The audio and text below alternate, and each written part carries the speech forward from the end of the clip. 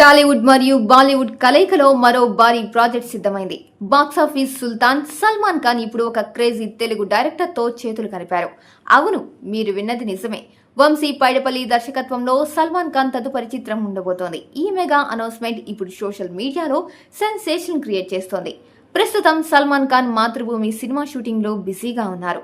ఆ cinema sets పై ఉండగానే తన తదుపరి ప్రాజెక్టును వంశీ పైడిపల్లితో చేస్తున్నట్లు సోమవారం అధికారికంగా ప్రకటించారు.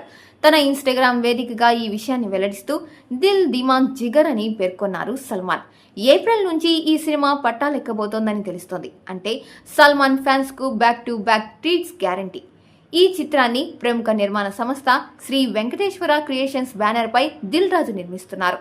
గతంలో వంశీ పైడిపల్లి బృందావనం, మహర్షి, వారీసు వంటి సినిమాలతో తన మార్క్ చూపించారు. ముఖ్యంగా హీరోలను చాలా స్టైలిష్ గా, పవర్ఫుల్ గా తెరపై చూపించడంలో వంశీ సిద్ధహస్తుడు.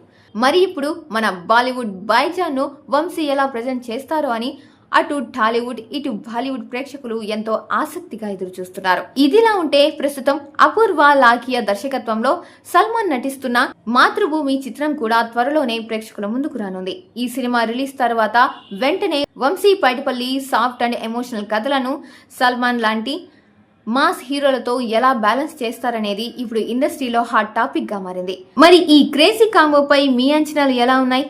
మీ అభిప్రాయాన్ని కామెంట్ చేయండి.